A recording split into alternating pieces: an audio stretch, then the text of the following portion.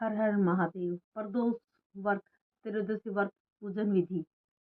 प्रदोष व्रत धारण कर्ता को त्रयोदशी प्रदोष तिथि के दिन भगवान शिव का प्रदोष काल सूर्यास्त से 3 घड़ी पूर्व में विधिवत पूजन करना चाहिए।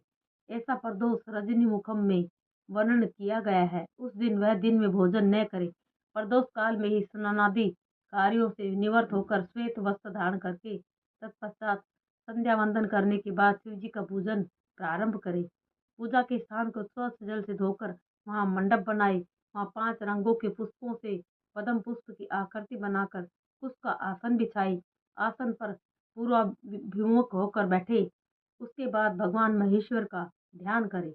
ध्यान का स्वरूप करोड़ों चंद्रमा के समान कांतिवान त्रिनेत्रधारी, मस्तक पर चंद्रमा का आभूषण धारण करने वाले, पिंगल वर्ण के जटाजूटधारी, नीले कंठ तथा अनेक रुद्राक्ष मालाओं से सुशोभित, वरदहस्त त्रिशूलधारी, नागों के कुंडल पहने, व्याघ्र चर्म धारण किए हुए रतन जड़ित सिंहासन पर विराजमान शिवजी का ध्यान करना चाहिए।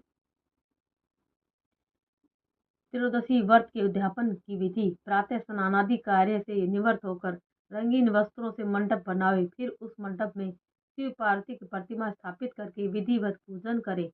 तदंतर शिव पार्वती के उद्देश्य से खीर से अग्नि में हवन करना चाहिए।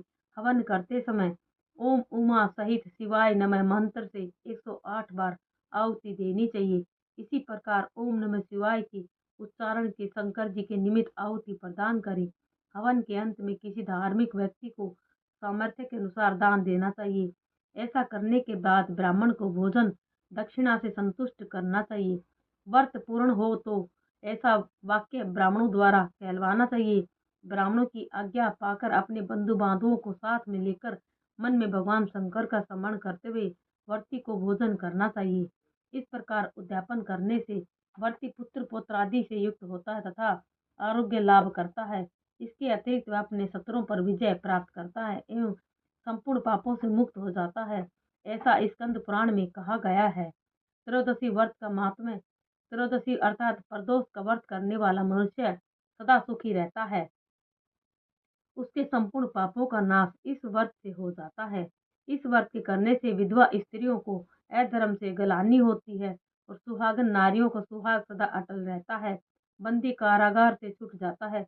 जो स्त्री पुरुष जिस कामना को लेकर इस व्रत को करते हैं उनकी सभी कामनाएं कैलाशपति शंकर पूरी करते हैं। सूत जी कहते हैं त्रयोदशी का व्रत करने वाले को 100 गौदान करने का फल प्राप्त होता है।